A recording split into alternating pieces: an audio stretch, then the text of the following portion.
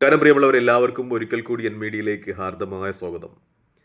വെറുമൊരു പ്രാദേശിക പ്രശ്നം മാത്രമായി ഒതുങ്ങുമായിരുന്ന ഗോപൻ സ്വാമിയുടെ സമാധി സംഭവം അത് വളരെ വലിയ കവറേജുകൾ കൊടുത്ത് നമ്മുടെ മാധ്യമങ്ങൾ ഒരു അന്തർദേശീയ സംഭവമാക്കി മാറ്റിയിരിക്കുന്നു എന്നാണ് വാർത്തകൾ സൂചിപ്പിക്കുന്നത്. പ്രത്യേകിച്ചും ഇന്നലെ ആ പ്രദേശം ദേശീയ മാധ്യമങ്ങളുടെ പ്രതിനിധികൾ ദേശീയ മാധ്യമങ്ങൾ അതിനെപ്പറ്റിയുള്ള റിപ്പോർട്ടുകൾ കാണിക്കുന്നു എന്ന രീതിയിലേക്ക് വാർത്തകൾ പുറത്തു വരുമ്പോൾ സത്യത്തിൽ ഈ ഗോപൻ സ്വാമിയുടെ മക്കൾ അവർ വിചാരിച്ചതിനേക്കാൾ വലിയ കവറേജാണ് നമ്മുടെ മാധ്യമങ്ങൾ അവരുടെ അച്ഛൻ്റെ സമാധി സ്ഥലത്തിന് കൊടുത്തിരിക്കുന്നത്. ഒരുപക്ഷെ ഈ മക്കളുടെ ലക്ഷ്യം അത് ഒരു തീർത്ഥാടന കേന്ദ്രമാക്കി മാറ്റി അവിടെ നിന്ന് ലാഭം കൊയ്യുക, അതൊരു വ്യവസായമാക്കി മാറ്റുക എന്നതാണെങ്കിൽ അവർ തീർച്ചയായിട്ടും നന്ദി പറയേണ്ടത് മാധ്യമങ്ങളോടാണ്, കേരളത്തിലെ ദൃശ്യമാധ്യമങ്ങളോടാണ് എന്ന് പറയാം. കാരണം അത്ര വലിയ കവറേജാണ് അവർ കൊടുത്തിരിക്കുന്നത്, ലൈവായിട്ടും അതുപോലെ ഒരു ചർച്ചകളായിട്ടുമൊക്കെ കൊടുത്തിരിക്കുന്നത്. തന്നെ സ്വാമിയുടെ മക്കൾക്ക് നന്ദി പറയണം എന്നുണ്ടെങ്കിൽ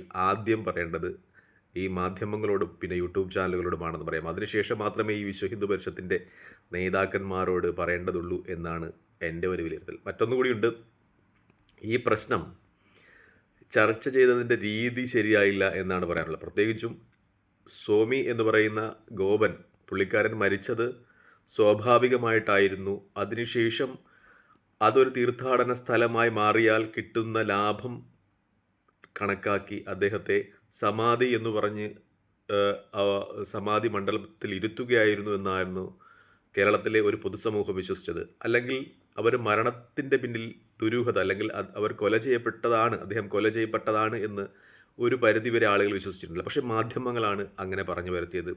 അദ്ദേഹത്തെ കുടുംബങ്ങൾ അപായപ്പെടുത്തിയതിനു ശേഷം, കൊലപ്പെടുത്തിയതിനു ശേഷം അവിടെ വെച്ചിരിക്കാവുന്നതാണ്, അല്ലെങ്കിൽ അയൽക്കാരുമൊക്കെയാണ് അങ്ങനെയുള്ള സംശയങ്ങൾ പ്രകടിപ്പിച്ചത്. പക്ഷേ കേരളത്തിലെ സാമാന്യ ജനങ്ങളുടെ ഒരു വിശ്വാസം അനുസരിച്ച് അദ്ദേഹം സ്വാഭാവികമായി മരണപ്പെട്ടതാണ്.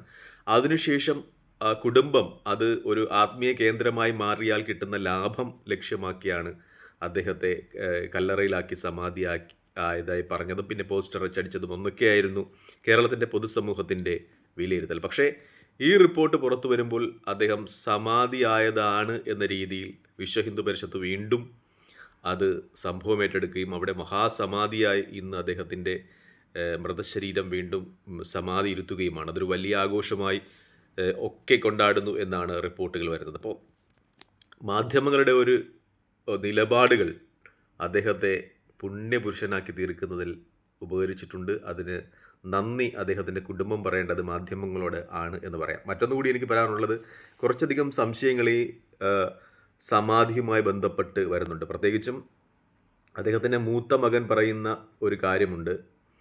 അച്ഛൻ ഒരുപാട് മഹാസമാധികൾ കണ്ട ആളാണെന്ന് പറയുന്നു. അദ്ദേഹത്തിന് തിരുവില്ലോമലയിലും അങ്ങനെയുള്ള ഒരുപാട് സ്ഥലത്തൊക്കെ ആശ്രമം ഉണ്ടായിരുന്നു. ഒരുപാട് സമാധികൾ കണ്ട ആളാണ്, ഒരുപാട് സമാധികളിൽ പങ്കെടുത്തിട്ടുള്ള ആളാണെന്ന് പറയുന്നു. മാത്രമല്ല ഈ സമാധി ചടങ്ങുകളുടെ കർമ്മങ്ങൾ അദ്ദേഹത്തെ പഠിപ്പിച്ചത് അച്ഛനാണെന്ന് പറയുന്നു. പക്ഷേ വിശ്വ ഹിന്ദു ഐക്യവേദിയുടെ നേതാവ് പറയുന്ന ഒരു കാര്യമുണ്ട്, ഈ കുടുംബം ചെയ്ത ഏതൊക്കെ തെറ്റ് ഈ മഹാസമാധി കർമ്മം അത് മഠത്തെയോ അതുപോലെയുള്ള ഹിന്ദു നേതാക്കന്മാരെയോ അല്ലെങ്കിൽ മഠാധിപതികളെയൊക്കെ അറിയിക്കാതെ ചെയ്തതാണ് എന്ന് വിശ്വ ഹിന്ദു പരിഷത്തിൻ്റെ നേതാക്കന്മാരും പറയുന്നു. പക്ഷേ എന്നെപ്പോലുള്ളവർക്കുണ്ടാകുന്ന ചോദ്യം എന്ന് വെച്ചാൽ, ഇത്രയും മഹാസമാധികളിൽ പങ്കെടുത്തിട്ടുള്ള മണിയൻ സ്വാമി അഥവാ ഗോപൻ സ്വാമിക്ക് എന്തുകൊണ്ട് അറിഞ്ഞുകൂടായിരുന്നു ഇത്തരമൊരു ചടങ്ങിൽ മഠാധിപതികളോ അതുപോലുള്ള ഹിന്ദു സന്യാസിമാരോ പങ്കെടുക്കണം എന്ന്? എന്നിട്ടും അദ്ദേഹം എന്തിനാണ് മക്കളെ തൻ്റെ മഹാസമാധിയിൽ സമാധി ഇരുത്തുന്ന ചടങ്ങിൽ തൻ്റെ മക്കൾ മാത്രം പങ്കെടുത്താൽ മതി എന്ന് പറഞ്ഞത് എന്നൊരു ചോദ്യം ഇവിടെ വരുന്നുണ്ട്. അത് സ്വാഭാവികമാണ്. മറ്റൊരു ചോദ്യം കൂടി ഇവിടെ വരുന്നതെന്ന് വെച്ചാൽ,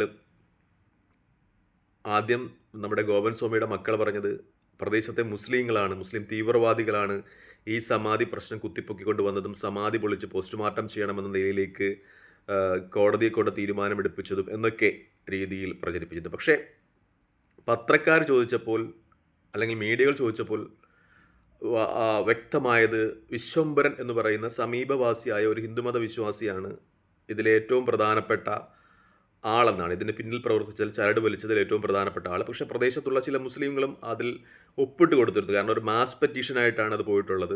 പ്രദേശത്തുള്ള മുജീബ് അങ്ങനെയുള്ള ഒന്ന് രണ്ട് ആൾക്കാരുടെ പേര് പറയുന്നുണ്ട്. യേശുദാസൻ എന്ന് പറയുന്ന ക്രിസ്തു മതവിശ്വാസി, അപ്പോൾ ആ പ്രദേശത്തുള്ള ആളുകളൊക്കെ ഇതിന് പിന്നിൽ ഇതിൻ്റെ ദുരൂഹത പുറത്തു കൊണ്ടുവരണം എന്ന രീതിയിൽ പ്രവർത്തിച്ചിട്ടുണ്ട്. പക്ഷേ ഏറ്റവും പ്രധാനമായി മുന്നിട്ട് നിന്നത് വിശ്വംഭരൻ എന്ന് പറയുന്ന ആളാണ്. അപ്പോൾ വിശ്വംഭരന് എന്താണ് ഈ പ്രശ്നത്തിൽ ഇത്ര വലിയ ഒരു മുൻകൈ എടുക്കാനുള്ള കാരണമെന്ന് പത്രക്കാരൻ ചോദിക്കുമ്പോൾ നമ്മുടെ ഗോപൻ സ്വാമിയുടെ മൂത്ത മകൻ പറയുന്ന ഒരു കാര്യമുണ്ട്. വിശ്വംഭരന് ഈ അമ്പലത്തിന് മുന്നിൽ കൂടെ വഴി നടക്കുവാൻ അനുവദിച്ചില്ല, അല്ലെങ്കിൽ വഴി നടക്കുന്നതിന് സ്ഥലം കൊടുത്തില്ല. എൻ്റെ ഒരു വിശ്വാസമനുസരിച്ച്, നമ്മൾ കേട്ടുപഠിച്ച, നമ്മൾ വായിച്ച വിശ്വാസമനുസരിച്ച് ഈ മഹാസമാധി അടയുന്ന ആളുകളൊക്കെ വലിയ യോഗികളായിരിക്കണം. അവർക്ക് ഭൗതിക കാര്യങ്ങളിലൊന്നും താല്പര്യമുണ്ടായിരിക്കില്ല.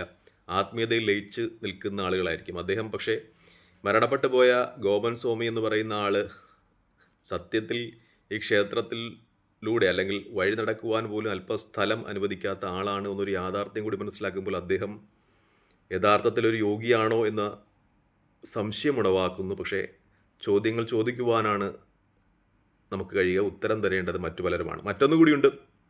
അദ്ദേഹം മരണപ്പെടുമ്പോൾ അദ്ദേഹത്തിൻ്റെ സഹോദരിയുമായിട്ട് 4 വർഷത്തോളമായി അദ്ദേഹത്തിന് ബന്ധങ്ങളൊന്നുമില്ല, കണ്ടിട്ടില്ല എന്നൊക്കെ പറയുന്നു.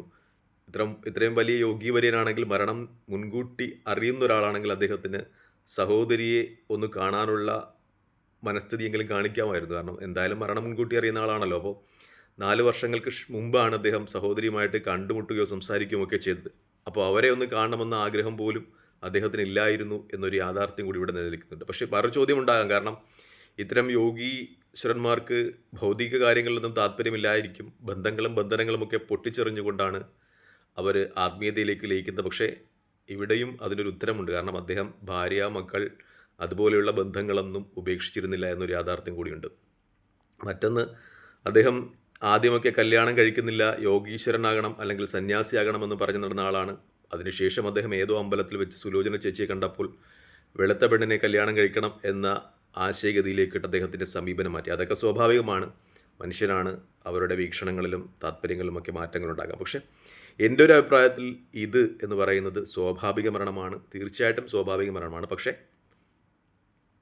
ഇതിൻ്റെ പിന്നിൽ നടക്കുന്ന ആത്മീയ കച്ചവടം മുൻനിർത്തി മക്കൾ അത് സമാധിയാക്കി മാറ്റുകയായിരുന്നു എന്നതാണ് അവസാന വിലയിരുത്തുകളിൽ നമുക്ക് കിട്ടുന്ന സത്യം. മറ്റൊന്നുകൂടിയുണ്ട്. പക്ഷേ ഈ പൂർണ്ണമായൊരു സത്യം പുറത്തു വരണമെങ്കിൽ ഇതിന് പിന്നിൽ ചില കാര്യങ്ങൾ കൂടി ഈ അടുത്ത ദിവസങ്ങളിൽ, അടുത്ത മണിക്കൂറുകൾ മാധ്യമങ്ങൾ സൂചിപ്പിക്കുന്നുണ്ട്. അത് അദ്ദേഹത്തിൻ്റെ ശ്വാസകോശത്തിൽ ഒരുപക്ഷെ ഭസ്മത്തിൻ്റെ അംശമുണ്ടാകുമോ എന്ന രീതിയിലാണ്. അങ്ങനെയാണെങ്കിൽ വീണ്ടും ട്വിസ്റ്റുകൾ വരും എന്ന രീതിയിൽ തന്നെയാണ് സൂചനകൾ വരുന്നത്. പക്ഷേ എൻ്റെ ഒരു വിശ്വാസം അനുസരിച്ച് അദ്ദേഹത്തിൻ്റെ മരണം സ്വാഭാവിക മരണമാണ്. അതിനുശേഷം കിട്ടുന്ന ഒരു ആത്മീയ കച്ചവടം നമുക്കറിയാവുന്നതാണ്. ഇത്തരം സ്ഥാപനങ്ങളുണ്ടാകുമ്പോൾ, അല്ലെങ്കിൽ ഇത്തരം ആത്മീയ കേന്ദ്രങ്ങളുണ്ടാകുമ്പോൾ ചുറ്റുപാടും കച്ചവട കേന്ദ്രങ്ങളുണ്ടാകും, വ്യവസായങ്ങളുണ്ടാകും. അപ്പോൾ കുടുംബത്തിന് അത് ഒരു ലാഭമാകും. അതുപോലെ തന്നെ ട്രസ്റ്റുകളുണ്ടാകും. ട്രസ്റ്റുകളുമായി ബന്ധപ്പെട്ട് ഇപ്പോൾ നിൽക്കുന്ന സഹായികൾ, വക്കീലന്മാർ, സംഘടനകൾ, അവർക്കൊക്കെ അതിൽ അംഗങ്ങളാകാം. അങ്ങനെ വ്യവസായത്തിൻ്റെ ഒരു വിജയം സ്വപ്നം കണ്ട് കൂടിയിട്ടുള്ള ആളുകളാണ് ഇപ്പോൾ ഉള്ളത് എന്ന് പറയാം. ഇത് ഏതെങ്കിലും മതത്തിൻ്റെ പ്രത്യേകതയല്ല, എല്ലാ മതങ്ങളിലുമുണ്ട്. ഇപ്പോൾ ഇസ്ലാം മതവുമായി ബന്ധപ്പെട്ട് ഈ ഖബറുകൾ പള്ളികളിൽ വളരുന്നതുമായി ബന്ധപ്പെട്ടുമൊക്കെ ഇത് തന്നെയാണ് ലക്ഷ്യം. അതിൻ്റെ പിന്നിലെ ഒരു വ്യവസായം, അതിൻ്റെ പിന്നിലുണ്ടാകുന്ന ലാഭം, അത് ക്രിസ്തു മതവും ഇസ്ലാം മതവും ക്രൈസ്തവ മതവുമൊന്നും ഈ മതം വ്യവസായമാക്കുന്നതിൽ ഒട്ടും പിന്നോട്ടല്ല എന്നൊരു യാഥാർത്ഥ്യമുണ്ട്. ഒരു തരത്തിലല്ലെങ്കിൽ മറ്റൊരു തരത്തിൽ മതം ഒരു വ്യവസായമായി മാറിക്കൊണ്ടിരിക്കുന്നു. അതിൻ്റെ ഒരു കോമഡി വെർഷനാണ് നമ്മൾ ഇവിടെ ഇപ്പോൾ നെയ്യാറ്റിൻകരയിൽ കണ്ടത് എന്ന് പറയാം. നന്ദി, നമസ്കാരം, ജയ് ഹിന്ദ്. വീഡിയോ ഇഷ്ടപ്പെടുന്നുണ്ടെങ്കിൽ ലൈക്ക് ചെയ്യുക, ഷെയർ ചെയ്യുക, കമൻറ്റ് ചെയ്യുക. മറ്റൊരു വീഡിയോയുമായി കാണുന്നതിൽ പ്രാർത്ഥനയിൽ ഉൾപ്പെടുത്തുക. ജയ് ഹിന്ദ്.